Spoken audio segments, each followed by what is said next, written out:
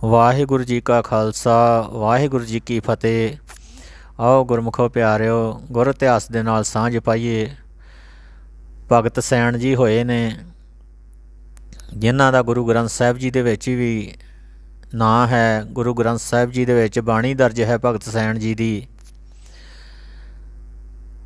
ਭਗਤ ਸੈਣ ਜੀ ਦੇ ਸਮੇਂ ਗੁਰਮੁਖੋ ਇੱਕ ਰਾਜਾ ਹੋਇਆ, ਰਾਜਾ ਰੀਵਾਂ ਬਾਂਧਵਗੜ੍ਹ ਬਿਦਰ ਦਾ ਰਹਿਣ ਵਾਲਾ।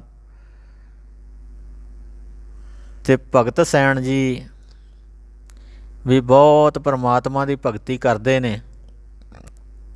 ਰਾਜੇ ਨੂੰ ਗੁਰਮੁਖੋ ਪਿਆਰਿਓ ਬਹੁਤ ਸੁੱਖ ਸਹੂਲਤਾਂ ਨੇ, ਬਹੁਤ ਵੱਡਾ ਰਾਜ ਭਾਗ ਹੈ, ਬਹੁਤ ਨੌਕਰ ਚਾਕਰ ਹਨ। ਪਰ ਰਾਜੇ ਨੂੰ ਗੁਰਮੁਖੋ ਇੱਕ ਬਿਮਾਰੀ ਇਹੋ ਜਿਹੀ ਲੱਗ ਗਈ ਕਿ ਰਾਜੇ ਦੇ ਲੱਕ ਵਿੱਚ ਪਿੱਠ ਪਿੱਛੇ ਬਹੁਤ ਵੱਡਾ ਫੋੜਾ ਹੋ ਗਿਆ।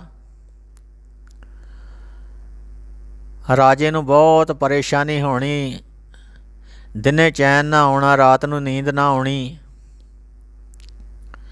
ਰਾਜੇ ਨੇ ਆਪਣੇ ਇਲਾਕੇ ਦੇ ਨਾਈ ਸਿੰਘ ਵੀਰ ਇਕੱਠੇ ਕੀਤੇ। ਗੁਰਮੁਖੋ ਪਰਮਾਤਮਾ ਦੀ ਅਕਾਲ ਪੁਰਖ ਦੀ ਜਾਤ ਤਾਂ ਕੋਈ ਨਹੀਂ ਹੈ, ਜਾਤਾਂ ਤਾਂ ਇੱਥੇ ਅਸੀਂ ਬਣਾਈਆਂ ਨੇ। ਪਰ ਕਿਉਂਕਿ ਨਾਮ ਲੈਣਾ ਪੈਂਦਾ ਹੈ, ਇਤਿਹਾਸ ਦੇ ਵਿੱਚ ਜੋ ਕੁਛ ਲਿਖਿਆ ਹੈ ਉਹ ਦੱਸਣਾ ਪੈਂਦਾ ਹੈ, ਕਿਉਂਕਿ ਉਸ ਤਰ੍ਹਾਂ ਸੰਗਤਾਂ ਨੂੰ ਸਮਝ ਨਹੀਂ ਲੱਗਦੀ। ਇਹ ਨਾਈ ਸਿੱਖ ਵੀਰਾਂ ਨੂੰ ਜਦੋਂ ਆਪਣੇ ਮਹਿਲਾਂ ਦੇ ਵਿੱਚ ਰਾਜੇ ਰੀਵੇਂ ਨੇ ਬੁਲਾਇਆ ਅਤੇ ਗੁਰਮੁਖੋ ਨਾਈ ਸਿੱਖ ਵੀਰਾਂ ਨੂੰ ਕਹਿੰਦਾ ਰਾਜਾ ਕਿ ਤੁਸੀਂ ਰੋਜ਼ ਹੀ ਇੱਕ ਜਾਣੇ ਨੇ ਰਾਤ ਨੂੰ, ਇੱਕ ਜਾਣੇ ਨੇ ਦਿਨ ਵੇਲੇ ਤੁਸੀਂ ਆਣ ਕੇ ਮੇਰੀ ਮਾਲਿਸ਼ ਕਰਿਆ ਕਰਨੀ ਆ, ਕਿਉਂਕਿ ਮੇਰੀ ਜਾਨ ਬਹੁਤ ਤੰਗ ਹੈ। ਮੇਰੇ ਲੱਕ ਵਿੱਚ ਪਿੱਠ ਪਿੱਛੇ ਫੋੜਾ ਹੋ ਗਿਆ ਹੈ, ਮੈਨੂੰ ਉਹ ਸੌਣ ਨਹੀਂ ਦਿੰਦਾ। ਤੁਸੀਂ ਆਣ ਕੇ ਮੈਨੂੰ ਮਾਲਿਸ਼ ਕਰਨੀ ਹੈ ਮੇਰੇ ਲੱਕ ਦੇ ਵਿੱਚ। ਉਸ ਟਾਈਮ ਗੁਰਮੁਖੋ ਪਿਆਰਿਓ ਰੋਜ਼ ਹੀ ਫਿਰ ਵਾਰੀ ਸਾਰਿਆਂ ਨੇ ਡਿਊਟੀ 'ਤੇ ਆਉਣਾ ਅਤੇ ਆਪਣੀ ਡਿਊਟੀ ਭੁਗਤਾਉਣੀ। ਭਗਤ ਸੈਣ ਜੀ ਨੂੰ ਵੀ ਡਿਊਟੀ ਦਿੱਤੀ ਹੋਈ ਸੀਗੀ, ਭਗਤ ਸੈਣ ਨੇ ਵੀ ਆਪਣੀ ਰਾਤ ਦੀ ਡਿਊਟੀ ਭੁਗਤਾਉਣੀ। ਭਗਤ ਸੈਣ ਨੇ ਗੁਰਮੁਖੋ ਬਹੁਤ ਵਧੀਆ ਮਾਲਿਸ਼ ਕਰਨੀ। ਰਾਜੇ ਨੂੰ ਕੁਛ ਜ਼ਿਆਦਾ ਚੈਨ ਆ ਜਾਣਾ, ਕਿਉਂਕਿ ਰੱਬ ਦਾ ਪਿਆਰਾ ਸੀਗਾ, ਰੱਬ ਦੀ ਬਾਣੀ ਪੜ੍ਹਦਾ ਸੀ। ਗੁਰਮੁਖੋ ਇਹ ਰੱਬ ਦੀ ਬਾਣੀ ਪੜ੍ਹਨ ਵਾਲਿਆਂ ਦੇ ਹੱਥ ਦੇ ਵਿੱਚ ਕਲਾ ਹੁੰਦੀ ਆ। ਇਹ ਨਾਮ ਕੰਮ ਕਰਦਾ ਹੈ, ਦਵਾਈ ਨਹੀਂ ਕੰਮ ਕਰਦੀ। ਇਹ ਗੁਰਮੁਖੋ ਨਾਮ ਜ਼ਿਆਦਾ ਕੰਮ ਕਰਦਾ। ਦੁੱਖ ਦਾਰੂ ਸੁੱਖ ਰੋਗ ਭਇਆ, ਦੁੱਖਾਂ ਦਾ ਦਾਰੂ ਜਿਹੜਾ ਗੁਰਮੁਖੋ ਪਿਆਰਿਓ ਇਹ ਪਰਮਾਤਮਾ ਆਪ ਹੈ। ਬਾਣੀ ਪੜ੍ਹੀਏ ਸੁਣੀਏ ਸਾਰੇ ਦੁੱਖ ਦੂਰ ਹੋ ਜਾਂਦੇ ਹਨ। ਇਹ ਦੁੱਖਾਂ ਦਾ ਦਾਰੂ ਹੈ ਗੁਰੂ ਨਾਨਕ ਸਾਹਿਬ ਆਪ। ਪਰਮਾਤਮਾ ਦਾ ਨਾਮ ਜਪੀਏ, ਉੱਥੇ ਕੋਈ ਦਵਾਈ ਕੰਮ ਨਹੀਂ ਕਰਦੀ। ਉੱਥੇ ਗੁਰਮੁਖੋ ਪਿਆਰਿਓ ਉੱਥੇ ਫਿਰ ਨਾਮ ਕੰਮ ਕਰਦਾ ਹੈ। ਭਗਤ ਸੈਣ ਜੀ ਨੇ ਵੀ ਮਾਲਿਸ਼ ਕਰਨੀ ਅਤੇ ਗੁਰਮੁਖੋ ਰਾਜੇ ਨੂੰ ਕੁਛ ਜ਼ਿਆਦਾ ਚੈਨ ਆਉਣਾ।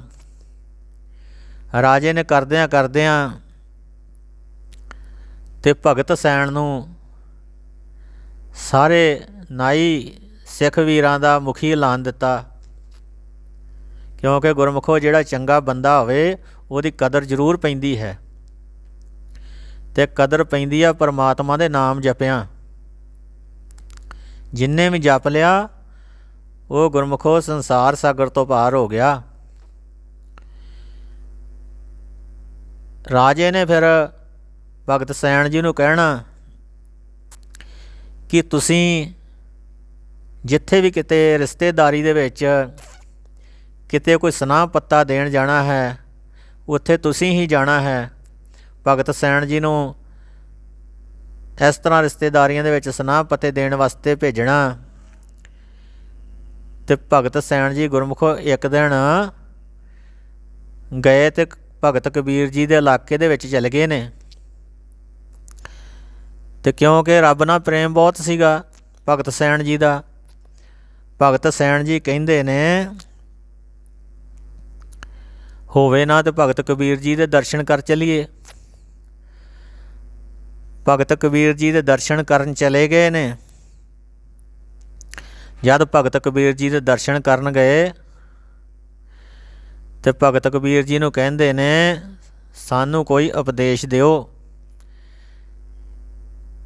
ਸੱਚ ਦਾ ਉਪਦੇਸ਼ ਇਹੋ ਜਿਹਾ ਦਿਓ ਕਿ ਵੀ ਸਾਨੂੰ ਪਰਮਾਤਮਾ ਦੇ ਦਰਸ਼ਨ ਹੋ ਸਕਣ।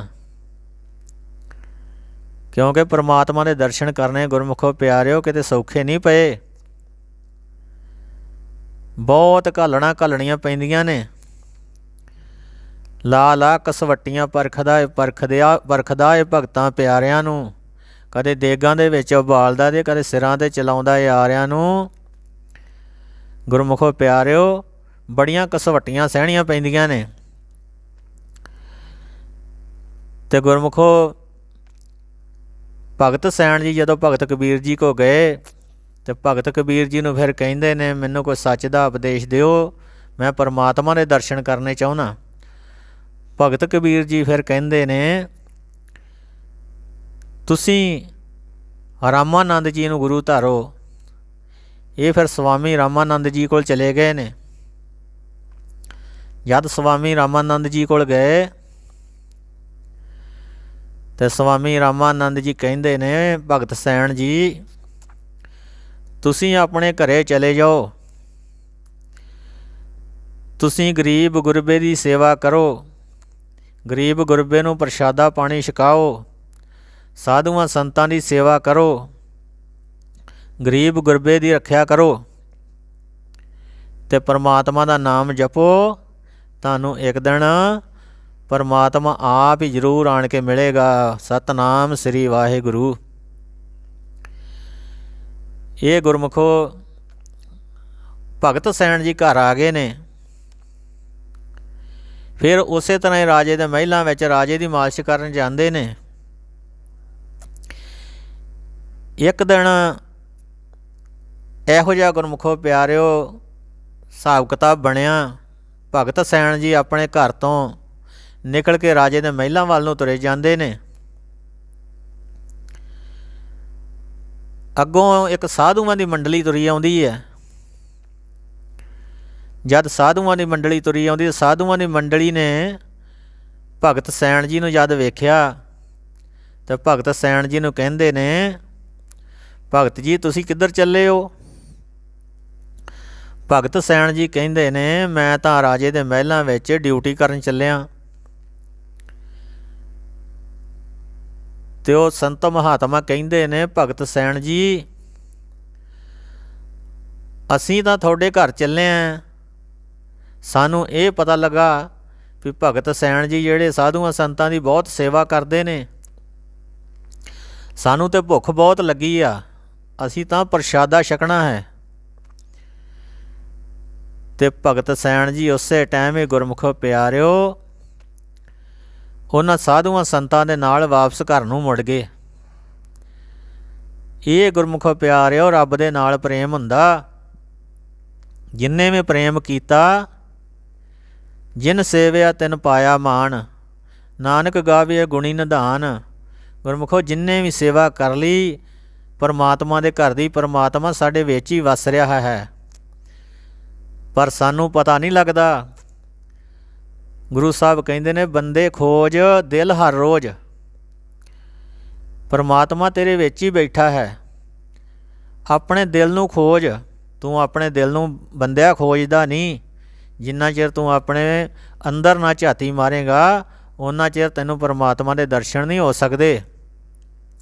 ਪਰਮਾਤਮਾ ਦੇ ਦਰਸ਼ਨ ਆਪਣੇ ਦਿਲ ਨੂੰ ਖੋਜ, ਫਿਰ ਤੈਨੂੰ ਪਰਮਾਤਮਾ ਦੇ ਦਰਸ਼ਨ ਹੋਣਗੇ। ਤੇ ਸੰਗਤ ਦਰਸ਼ਨ ਕਰ, ਸੰਗਤਾਂ ਦੇ ਵਿੱਚ ਰੱਬ ਵਸਦਾ। ਤੇ ਗੁਰਮੁਖੋ ਭਗਤ ਸੈਣ ਜੀ ਜਦੋਂ ਵਾਪਸ ਮੁੜ ਆਏ ਨੇ ਸਾਧੂਆਂ ਸੰਤਾਂ ਦੀ ਮੰਡਲੀ ਦੇ ਨਾਲ, ਆਣ ਕੇ ਜਦੋਂ ਘਰ ਆਏ ਨੇ ਤੇ ਆਪਣੇ ਘਰ ਵਾਲੀ ਜਿਨ੍ਹਾਂ ਦੇ ਨਾਂ ਸੀਗਾ ਸੁਲੱਖਣੀ, ਭਗਤ ਸੈਣ ਜੀ ਦੇ ਘਰ ਵਾਲੀ ਦਾ ਨਾਂ ਸੀਗਾ ਸੁਲੱਖਣੀ, ਤੇ ਮਾਤਾ ਦੇ ਨਾਂ ਸੀਗਾ ਮਾਤਾ ਜੀਵਨੀ,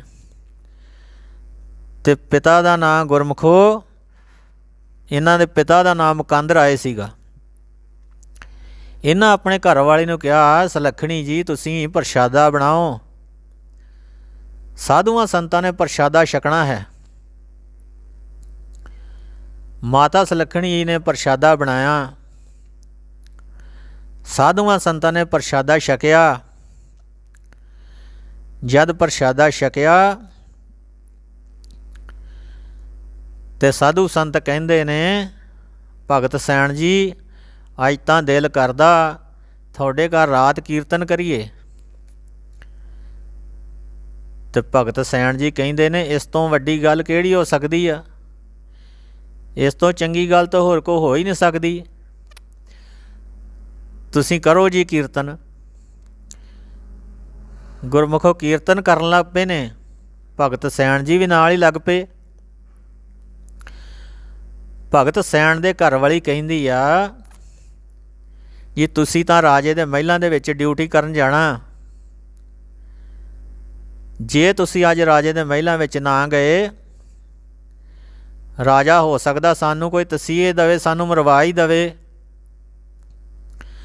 ਭਗਤ ਸੈਣ ਜੀ ਕਹਿੰਦੇ ਨੇ, ਕਰਮਾਂ ਵਾਲੀਏ ਗੱਲ ਸੁਣ,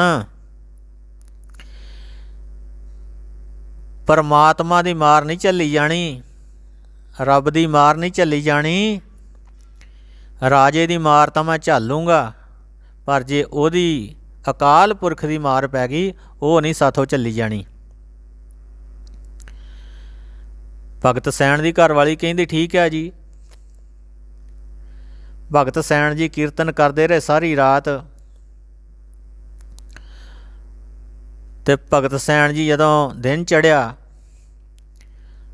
ਸਾਧੂ ਸੰਤ ਪ੍ਰਸ਼ਾਦਾ ਪਾਣੀ ਛਕ ਕੇ ਚਲੇ ਗਏ ਨੇ। ਜਦ ਭਗਤ ਸੈਣ ਜੀ ਦਾ ਟਾਈਮ ਹੋਇਆ ਫਿਰ ਡਿਊਟੀ 'ਤੇ ਜਾਣ ਦਾ ਰਾਜੇ ਦੇ ਮਹਿਲਾਂ ਵਿੱਚ, ਭਗਤ ਸੈਣ ਜੀ ਘਰੋਂ ਨਿਕਲੇ ਨੇ। ਤੇ ਭਗਤ ਸੈਣ ਜੀ ਗੁਰਮੁਖੋ ਪਿਆਰਿਓ ਜਦੋਂ ਘਰੋਂ ਨਿਕਲੇ, ਰਾਜੇ ਦੇ ਮਹਿਲਾਂ ਵੱਲ ਨੂੰ ਤੁਰੇ ਜਾਂਦੇ ਨੇ, ਤੇ ਡਰਦੇ ਵੀ ਨੇ ਵੀ ਰਾਜੇ ਨੇ ਪਤਾ ਨਹੀਂ ਕਿਹੜੀ ਸਜ਼ਾ ਦੇਣੀ ਆ। ਕਿਉਂਕਿ ਗੁਰਮੁਖੋ ਜੇ ਆਪਾਂ ਕੋਈ ਵੀ ਡਿਊਟੀ ਕਰਦੇ ਹੋਈਏ, ਕਿਤੇ ਵੀ ਨੌਕਰੀ ਕਰਦੇ ਹੋਈਏ, ਬਿਨ ਪੁੱਛਿਆਂ ਤੋਂ ਆਪਾਂ ਛੁੱਟੀ ਕਰਕੇ ਘਰ ਬਹਿ ਜਾਈਏ, ਤੇ ਗੁਰਮੁਖੋ ਪਿਆਰਿਓ ਫਿਰ ਡਰ ਤਾਂ ਹੁੰਦਾ ਹੀ ਆ ਨਾ ਵੀ ਅਗਲੇ ਅਫਸਰ ਨੇ ਪਤਾ ਨਹੀਂ ਸਾਨੂੰ ਕੀ ਕਹਿਣਾ। ਜਦ ਭਗਤ ਸੈਣ ਜੀ ਮਹਿਲਾਂ ਦੇ ਵਿੱਚ ਗਏ ਨੇ, ਰਾਜੇ ਦੀ ਸਭਾ ਲੱਗੀ ਹੈ, ਰਾਜੇ ਦੇ ਵਜ਼ੀਰ ਐਹਲਕਾਰ ਬੈਠੇ ਨੇ। ਰਾਜੇ ਦੇ ਗੁਰਮੁਖ ਪਿਆਰੇ ਜਦੋਂ ਵਜ਼ੀਰ ਐਹਲਕਾਰ ਬੈਠੇ ਨੇ, ਤੇ ਰਾਜਾ ਜਦੋਂ ਭਗਤ ਵੱਲ ਆਣ ਕੇ ਰਾਜੇ ਨੇ ਵੇਖਿਆ ਵੀ ਭਗਤ ਤੁਰਿਆ ਆਉਂਦਾ, ਭਗਤ ਸੈਣ ਜੀ ਤੁਰੇ ਆਉਂਦੇ ਨੇ, ਤੇ ਭਗਤ ਸੈਣ ਜੀ ਡਰਦੇ ਨੇ। ਰਾਜੇ ਨੇ ਆਵਾਜ਼ ਮਾਰ ਕੇ ਤੇ ਭਗਤ ਸੈਣ ਨੂੰ ਆਪਣੇ ਬਰਾਬਰ ਬਿਠਾ ਲਿਆ। ਸਾਰੇ ਵਜ਼ੀਰ ਐਹਲਕਾਰ ਵੇਖਣ ਲੱਗੇ ਵੀ ਰਾਜੇ ਨੇ ਕੀ ਕੀਤਾ।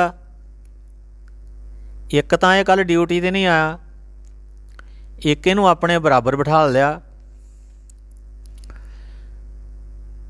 ਰਾਜਾ ਜੀ ਕਹਿੰਦੇ ਨੇ, ਭਗਤ ਸੈਣ ਕੱਲ੍ਹ ਤੂੰ ਮੈਨੂੰ ਕਿਹੋ ਜਿਹੀ ਮਾਲਿਸ਼ ਕਰਕੇ ਗਿਆ, ਮੇਰੇ ਤਾਂ ਸਾਰੇ ਸਰੀਰ ਦੇ ਦੁੱਖ ਦਲਿੱਦਰ ਦੂਰ ਹੋ ਗਏ ਨੇ। ਭਗਤ ਸੈਣ ਜੀ ਵੇਖਦੇ ਨੇ ਵੀ ਰਾਜਾ ਕੋਈ ਸਜ਼ਾ ਜ਼ਰੂਰ ਦੇਊ, ਇਹ ਮੈਨੂੰ ਮਖੌਲ ਕਰਦਾ ਰਾਜਾ। ਭਗਤ ਸੈਣ ਜੀ ਕਹਿੰਦੇ ਨੇ, ਕੱਲ੍ਹ ਤੇ ਰਾਜਾ ਜੀ ਮੈਂ ਆਇਆ ਨਹੀਂ, ਰਾਜਾ ਸਾਹਿਬ ਕੱਲ੍ਹ ਨਹੀਂ ਮੈਂ ਆਇਆ। ਰਾਜਾ ਜੀ ਕਹਿੰਦੇ ਨੇ, ਭਗਤ ਸੈਣ ਰਾਤੀ ਤੂੰ ਆਇਆ ਮੇਰੇ ਕੋਲ, ਜਦ ਰਾਤੀ ਤੁਸੀਂ ਆਏ ਜੇ ਮੇਰੇ ਸਰੀਰ ਤੇ ਮੇਰੇ ਪਿੰਡੇ ਤੇ ਹੱਥ ਫੇਰਿਆ, ਮੇਰਾ ਨਾਲ ਦੇ ਨਾਲ ਫੋੜਾ ਵੀ ਸਾਰਾ ਹੀ ਠੀਕ ਹੋ ਗਿਆ। ਬੋਲੋ ਸਤਨਾਮ ਸ੍ਰੀ ਵਾਹਿਗੁਰੂ। ਰਾਜੇ ਨੇ ਭਗਤ ਸੈਣ ਨੂੰ ਦੱਸਿਆ ਵੀ ਮੇਰਾ ਤਾਂ ਫੋੜਾ ਵੀ ਠੀਕ ਹੋ ਗਿਆ, ਮੇਰਾ ਸਰੀਰ ਨੌ ਬਰਨੌ ਹੋ ਗਿਆ, ਲੋਹੇ ਵਰਗਾ ਮੇਰਾ ਸਰੀਰ ਹੋ ਗਿਆ। ਭਗਤ ਸੈਣ ਜੀ ਬਹੁਤ ਕਿਰਪਾ ਹੋਈ, ਤੁਸੀਂ ਪਰਮਾਤਮਾ ਦੇ ਭਗਤ ਹੋ, ਕਿੱਡੀ ਸੋਹਣੀ ਮਾਲਿਸ਼ ਕੀਤੀ ਤੁਸੀਂ ਮੈਨੂੰ ਤਾਂ ਕੋਈ ਦੁੱਖ ਹੀ ਨਹੀਂ ਰਹਿ ਗਿਆ। ਭਗਤ ਸੈਣ ਤਾਂ ਦੇਖਦੇ ਨੇ, ਪਰ ਭਗਤ ਸੈਣ ਨੂੰ ਗੁਰਮੁਖੋ ਪਿਆਰਿਓ ਪਰਮਾਤਮਾ ਵੱਲੋਂ ਆਕਾਸ਼ਬਾਣੀ ਹੋਈ, ਅਕਾਲ ਪੁਰਖ ਵੱਲੋਂ ਆਕਾਸ਼ਬਾਣੀ ਹੋਈ ਭਗਤ ਸੈਣ ਜੀ ਨੂੰ। ਭਗਤ ਸੈਣ ਜੀ ਨੂੰ ਪ੍ਰਤੱਖ ਫਿਰ ਦਰਸ਼ਨ ਵੀ ਦਿੱਤੇ। ਤੇ ਗੁਰਮੁਖੋ ਪਿਆਰਿਓ ਭਗਤ ਸੈਣ ਜੀ ਕਹਿੰਦੇ, ਰਾਜਾ ਸਾਹਿਬ ਉਹ ਮੈਂ ਨਹੀਂ ਆਇਆ, ਉਹ ਤਾਂ ਪਰਮੇਸ਼ਰ ਆਣ ਕੇ ਤੁਹਾਨੂੰ ਆਪ ਹੀ ਠੀਕ ਕਰਕੇ ਗਏ ਨੇ, ਤੁਹਾਡੀ ਮਾਲਿਸ਼ ਆਪ ਹੀ ਕਰਕੇ ਗਏ ਨੇ। ਬੋਲੋ ਸਤਨਾਮ ਸ੍ਰੀ ਵਾਹਿਗੁਰੂ। ਪਰਮੇਸ਼ਰ ਆਪ ਹੀ ਗੁਰਮੁਖੋ ਪਿਆਰਿਓ ਭਗਤ ਸੈਣ ਦੀ ਡਿਊਟੀ ਕਰ ਗਿਆ। ਜਿਸ ਤਰ੍ਹਾਂ ਧੰਨੇ ਭਗਤ ਦੀਆਂ ਗਊਆਂ ਚਾਰੀਆਂ ਆਣ ਕੇ, ਧੰਨੇ ਭਗਤ ਦਾ ਹਲ ਵਾਇਆ ਆਣ ਕੇ, ਉਸ ਤਰ੍ਹਾਂ ਗੁਰਮੁਖੋ ਪਿਆਰਿਓ ਭਗਤ ਸੈਣ ਦੀ ਵੀ ਆਣ ਕੇ ਡਿਊਟੀ ਪਰਮਾਤਮਾ ਪਰਮੇਸ਼ਰ ਆਪ ਕਰਕੇ ਗਿਆ। ਕਿਉਂਕਿ ਪਰਮਾਤਮਾ ਡਿਊਟੀ ਸਾਡੀ ਕਰਦਾ ਵਾ। ਜੇ ਪਰਮਾਤਮਾ ਦੀ ਡਿਊਟੀ ਅਸੀਂ ਮਨ ਤਨ ਨਾ ਕਰੀਏ, ਮਨ ਤਨ ਮਨ ਧਨ ਸਭ ਸੌਂਪ, ਗੁਰ ਕੋ ਹੁਕਮ ਮੰਨਿਆ ਪਾਈਏ। ਗੁਰਮੁਖੋ ਪਿਆਰਿਓ ਤਨ ਵੀ ਸੌਂਪਤਾ, ਮਨ ਵੀ ਸੌਂਪਤਾ, ਧਨ ਵੀ ਸੌਂਪਤਾ, ਗੱਲ ਤਾਂ ਬਣੂ ਗੁਰਮੁਖੋ ਪਿਆਰਿਓ ਜਦੋਂ ਆਪਣਾ ਮਨ ਸੌਂਪ ਦੇਵਾਂਗੇ। ਜਦੋਂ ਗੁਰੂ ਨੂੰ ਮਨ ਸੌਂਪਤਾ ਫਿਰ ਆਪਾਂ ਆਪਣੀ ਮਰਜ਼ੀ ਨਹੀਂ ਕਰ ਸਕਦੇ, ਫਿਰ ਆਪਣਾ ਗੁਰੂ ਦੀ ਮਰਜ਼ੀ ਦੇ ਅਨੁਸਾਰ ਸਾਨੂੰ ਚੱਲਣਾ ਪਊ, ਅਤੇ ਫਿਰ ਸਾਡਾ ਜੀਵਨ ਸਫਲਾ ਹੋ ਸਕਦਾ, ਫਿਰ ਆਪਾਂ ਸੱਚਖੰਡ ਦੇ ਵਾਸੀ ਬਣ ਸਕਦੇ ਹਾਂ। ਗੁਰਮੁਖੋ ਪਿਆਰਿਓ ਭਗਤ ਸੈਣ ਜੀ ਕਹਿੰਦੇ ਇਹ ਤਾਂ ਤੁਹਾਨੂੰ ਪਰਮੇਸ਼ਰ ਆਪ ਹੀ ਦਰਸ਼ਨ ਦੇ ਗਿਆ ਰਾਜਾ ਸਾਹਿਬ। ਅਤੇ ਰਾਜੇ ਨੇ ਗੁਰਮੁਖੋ ਪਿਆਰਿਓ ਆਪਣੇ ਗਲ ਦੇ ਵਿੱਚੋਂ ਸੋਨੇ ਦੀ ਚੈਨੀ ਲਾ ਕੇ ਨਾਲੇ ਭਗਤ ਸੈਣ ਦੇ ਗਲ ਵਿੱਚ ਸੋਨੇ ਦੀ ਚੈਨੀ ਪਾਈ, ਅਤੇ ਨਾਲੇ ਆਪਣੇ ਮੰਤਰੀਆਂ ਸੰਤਰੀਆਂ ਨੂੰ ਰਾਜਾ ਕਹਿੰਦਾ ਹੈ ਕਿ ਅੱਜ ਤੋਂ ਅੱਧਾ ਰਾਜ ਭਾਗ ਮੈਂ ਭਗਤ ਸੈਣ ਦੇ ਨਾਂ ਲਵਾਉਣਾ। ਬੋਲੋ ਸਤਨਾਮ ਸ੍ਰੀ ਵਾਹਿਗੁਰੂ।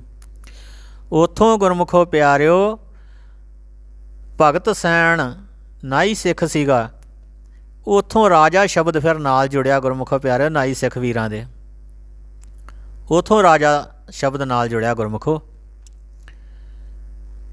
ਅਤੇ ਭਗਤ ਸੈਣ ਜੀ ਗੁਰਮੁਖੋ ਪਿਆਰਿਓ ਰਾਜੇ ਦੇ ਨਾਲ ਬਹੁਤ ਪ੍ਰੇਮ ਪਿਆਰ ਫਿਰ ਭਗਤ ਸੈਣ ਜੀ ਦਾ ਵਧਿਆ। ਰਾਜੇ ਨੇ ਵੀ ਗੁਰਮੁਖੋ ਪਿਆਰਿਓ ਫਿਰ ਆਪਣੇ ਸਾਰੇ ਇਲਾਕੇ ਦੇ ਵਿੱਚ ਦੱਸਿਆ ਕਿ ਭਗਤ ਸੈਣ ਦਾ ਕਰਕੇ ਮੈਨੂੰ ਪਰਮੇਸ਼ਰ ਦੇ ਦਰਸ਼ਨ ਹੋਏ ਨੇ। ਇਸ ਤਰ੍ਹਾਂ ਗੁਰਮੁਖੋ ਪਿਆਰਿਓ ਜੇ ਆਪਾਂ ਚੰਗਾ ਕੰਮ ਕਰਾਂਗੇ, ਪਰਮੇਸ਼ਰ ਦੇ ਨਾਲ ਜੁੜਾਂਗੇ, ਅਤੇ ਗੁਰਮੁਖੋ ਪਰਮੇਸ਼ਰ ਫਿਰ ਸਾਡੀ ਸਹਾਇਤਾ ਕਰਦਾ ਹੈ। ਭਗਤ ਸੈਣ ਜੀ ਵੇਖੋ ਗੁਰਮੁਖੋ 1390 ਦੇ ਵਿੱਚ ਇਹਨਾਂ ਦਾ ਜਨਮ ਹੋਇਆ, ਅਤੇ ਗੁਰਮੁਖੋ ਪਿਆਰਿਓ 1440 ਦੇ ਵਿੱਚ ਇਹਨਾਂ ਨੇ ਸਰੀਰ ਛੱਡਿਆ। 50 ਸਾਲ ਦੀ ਉਮਰ ਗੁਰਮੁਖੋ ਪਿਆਰਿਓ ਇਹਨਾਂ ਨੇ ਭੋਗੀ ਹੈ। 50 ਸਾਲਾਂ ਦੇ ਵਿੱਚ ਵੇਖੋ ਕਿੱਡੀਆਂ ਬੁਲੰਦੀਆਂ ਦੇ ਉੱਤੇ ਪਹੁੰਚੇ ਨੇ ਗੁਰਮੁਖੋ ਪਿਆਰਿਓ। ਇਸ ਤਰ੍ਹਾਂ ਪਰਮਾਤਮਾ ਕਿਰਪਾ ਕਰਦਾ ਹੈ ਗੁਰਮੁਖੋ ਪਿਆਰਿਓ, ਜਿਹੜਾ ਬੰਦਾ ਰੱਬ ਦੀ ਸੇਵਾ ਕਰਦਾ ਗੁਰਮੁਖੋ ਪਿਆਰਿਓ। ਭਗਤ ਸੈਣ ਵੇਖੋ ਸਾਰੀ ਰਾਤ ਹੀ ਕੀਰਤਨ ਕਰਦੇ ਰਹੇ, ਪਰਮਾਤਮਾ ਦਾ ਨਾਮ ਜਪਦੇ ਰਹੇ, ਅਤੇ ਪਰਮਾਤਮਾ ਪਰਮੇਸ਼ਰ ਵੇਖੋ ਆਣ ਕੇ ਭਗਤ ਸੈਣ ਦੀ ਡਿਊਟੀ ਰਾਜੇ ਦੇ ਘਰ ਆਪ ਕਰਕੇ ਗਿਆ। ਇਸ ਤਰ੍ਹਾਂ ਗੁਰਮੁਖੋ ਪਿਆਰਿਓ ਤੁਸੀਂ ਵੀ ਪਰਮਾਤਮਾ ਦਾ ਨਾਮ ਜਪੋ, ਗੁਰੂ ਚਰਨਾਂ ਦੇ ਨਾਲ ਲੱਗੋ, ਅਤੇ ਗੁਰਮੁਖੋ ਪਿਆਰਿਓ ਗੁਰੂ ਸਾਹਿਬ ਤੁਹਾਡੀ ਸਹਾਇਤਾ ਜ਼ਰੂਰ ਕਰਨਗੇ। ਹੋਰ ਕੰਮਾਂ ਦੇ ਵਿੱਚ ਕੁਛ ਨਹੀਂ ਰੱਖਿਆ। ਜੇ ਆਪਾਂ ਪਰਮਾਤਮਾ ਦੇ ਚਰਨਾਂ ਦੇ ਨਾਲ ਜੁੜਾਂਗੇ ਤਾਂ ਕਲਯੁੱਗ ਦੇ ਸਮੇਂ ਦੇ ਵਿੱਚ ਸਾਨੂੰ ਗੁਰਮੁਖੋ ਪਿਆਰਿਓ ਇਹ ਗੁਰੂ ਦੀ ਬਾਣੀ ਹੀ ਸਿਰੇ ਲਾਉਣ ਵਾਲੀ ਹੈ। ਗੁਰੂ ਦੀ ਬਾਣੀ ਹੀ ਸਾਨੂੰ ਸੰਸਾਰ ਸਾਗਰ ਤੋਂ ਪਾਰ ਕਰਨ ਵਾਲੀ ਹੈ। ਗੁਰੂ ਦੀ ਬਾਣੀ ਹੀ ਸਾਨੂੰ ਸੱਚਖੰਡ ਦਾ ਰਸਤਾ ਦਿਖਾਉਣ ਵਾਲੀ ਹੈ। ਇੰਨੀਆਂ ਬੇਨਤੀਆਂ ਕਰਦਾ ਆ ਦਾਸ ਖਿਮਾ ਦਾ ਜਾਚਕ ਹੈ। ਵਾਹਿਗੁਰੂ ਜੀ ਕਾ ਖਾਲਸਾ, ਵਾਹਿਗੁਰੂ ਜੀ ਕੀ ਫਤਿਹ।